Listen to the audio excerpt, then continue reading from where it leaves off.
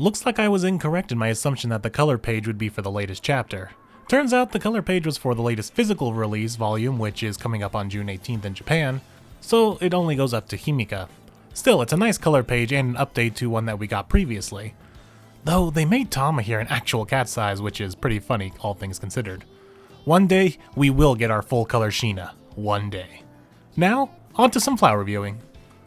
I'm Moonlight150 from A Slice of Gaming, and this is my quickie review for Chapter 179 of the 100 Girlfriends manga, Rentaro's Family's Flower Viewing. As always, I won't be going over everything in this chapter, as I encourage you to support the official release, as well as the fan scanlations that are being done online. They are the true heroes of this fairy tale. The chapter opens up with the author yet again mocking us with the abhorrent lack of passage of time in this manga, with Momoha saying apparently spring's still going on, and because of that the cherry blossoms are in full bloom again for the second time, so Sheena suggests everyone goes cherry blossom viewing. As they arrive, everyone makes note of the apparent wing going on. This is what we call foreshadowing, folks. Rin then shows up with this joyous look on her face and just look how cute she is. Beautiful! Man alive! That's my daughter, bitches. Dad's very proud. Keep going. I must protect her in that smile at all costs. Though the smile creeps out Kurumi, wondering why the molto violento smile has come out, and Rin talks about how she's reminded of the old tale that cherry blossoms get their coloring from sucking the blood of corpses beneath the trees. Then it turns out this is the same park that Rentaro and Mei went to on their first date back in chapter 31, a whole 148 chapters ago. Now they're really taunting us. No normal passages of time mentioned in like days or weeks. We're now passing time with chapters. And somehow within those 148 chapters, it's still spring, and the cherry blossoms are full blooming yet again. This is madness. We need a madman to make sense of all this. And I am volunteering myself. Quick detour from the chapter review, but this is too perfect of a segue to pass up. We just recently hit 1,000 subscribers here on the channel, and as a thank you, I've decided to take the plunge and do this Herculean task myself. I've spent the past almost 2 weeks rereading the entire series from beginning to the latest chapter, cataloging every instance of passage of time to try to come up with a definitive answer on how much time has actually passed. I just finished my reread of the series, and after finishing this chapter review, I'm going to go right to work on that. So stay tuned by subscribing, and pray for my sanity. Back to the chapter, everyone has brought various foods to chow down on at the picnic. To then we see that Ms. Natty was apparently supposed to make burgers, but somehow made onigiri instead. How on earth do you even make a mistake like that? But Rentaro comes to the rescue saying he predicted this would happen and made burgers. Just how regularly incompetent do you have to be to the point where not only your boyfriend will predict that you're going to mess up, but exactly know how you're going to mess up and prepare a rescue for that exact scenario? Karane is right in questioning it. Kurumi is in heaven from all the food that's around her, but then is immediately irked when Himika mentions Dango, and there is no Dango to be found at this picnic. But somehow, once again, Rentaro came prepared that somehow someone would bring up Dango, which would make Kurumi crave it, so he prepared Dango just in case. Delighted Kurumi asks Rentaro to marry him, which we avid readers already know has already happened. The first mention of this plot development since chapter 146, a whole 33 chapters ago. This brings up a lot of questions for me, honestly. Not so much from an in-universe perspective, but from a writing perspective from the author. Like, why now?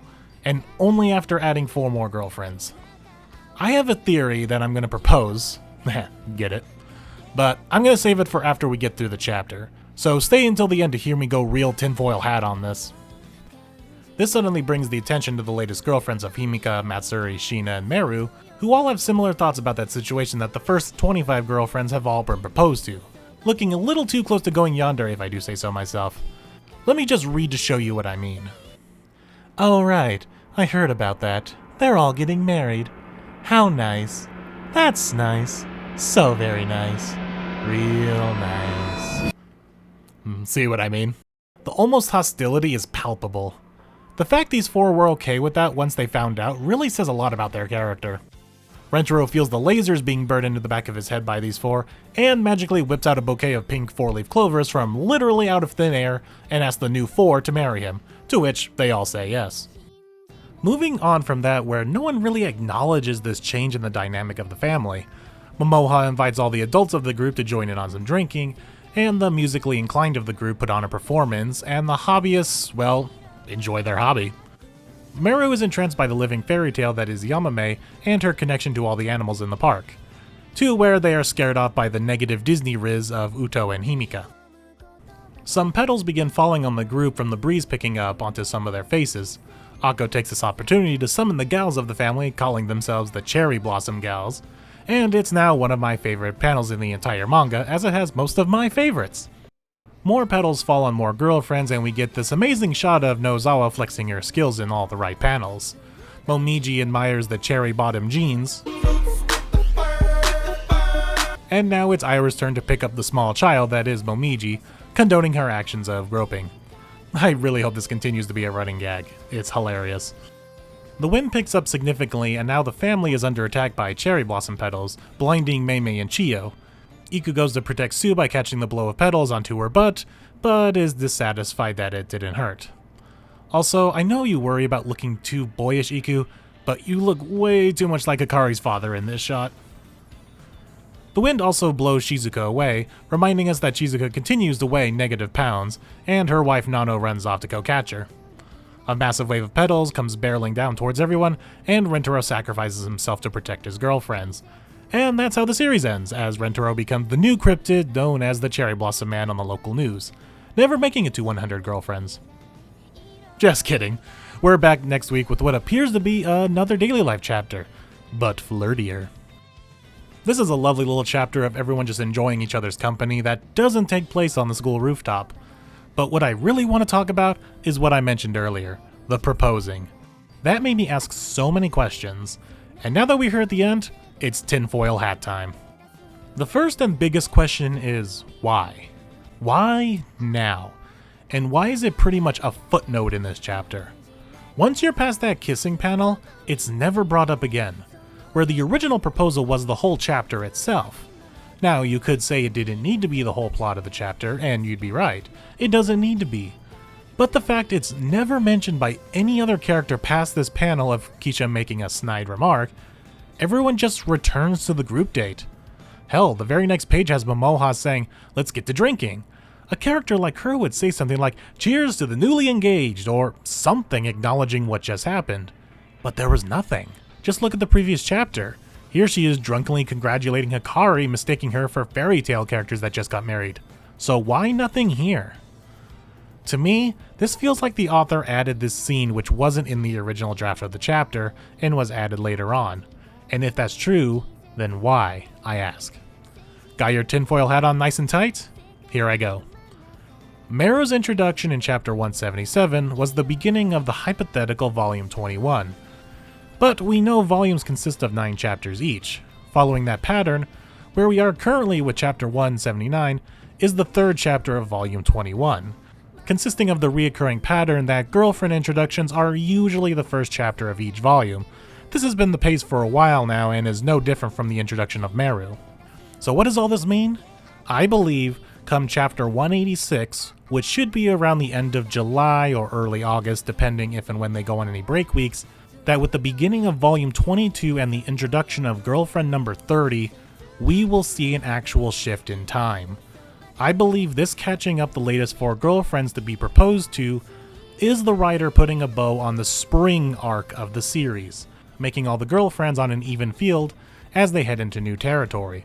Most people joke that we would be waiting for 10 to even 25 more girlfriends to be gathered before we saw Rentaro make the newer girlfriends fiancés. But nope, out of nowhere on a random group date chapter only adding 4 more girlfriends, here he is doing it. Tying up these loose ends sounds like the beginning of the end of something, and I feel like nothing else fits but wrapping up the so-called spring arc, where Rentaro's family finally enters the summer arc with all 29 of his girlfriends on an equal level of all being proposed to when he gets around to getting girlfriend number 30, a new milestone girlfriend number. And when the writer decided he was going to do this, he needed to find an excuse to get Rentaro to propose to the remaining 4 before the next volume, and saw this Cherry Blossom viewing picnic as the best place to do it, as I'm sure most of the chapters up to 186 are already planned. So he had to stick it somewhere, and this was the best spot. This would explain why the scene itself is so self-contained and is never mentioned throughout the remainder of the chapter. No other girlfriends congratulating them or any of the other 4 going berserker mode like the original 25 did. Just a self-contained quick proposal and kiss scene, and then they moved on. What do you think? How far off the rails do you think my theory is? Thankfully, we don't have to wait too long to see if anything I am hypothesizing will come true. No matter if I'm wrong, I do think girlfriend number 30 will be substantial in some way. Or if we want to get real specific, girlfriend number 33 will be exactly 1/3 of the way done. The writer is bound to do something substantial with the series, realizing we are now a third done, and what better way than to start the 30s with finally moving the clock forward and getting Rentaro's family out of this infinity time loop of spring. Let me know what you think of my theory in the comments below, and stick around to see if I'm right in any kind of way by subscribing. And also, like I said earlier in the video, we recently hit 1,000 subscribers here on the channel, and as my thanks, my next full theory video will be tackling this spring arc that I'm now calling it, by calculating just how many days have actually passed in the manga. The calculations and scripts are done, and boy, let me tell you, it's a doozy. So stick around for that too by hitting that subscribe button, and I will see you all in the next video.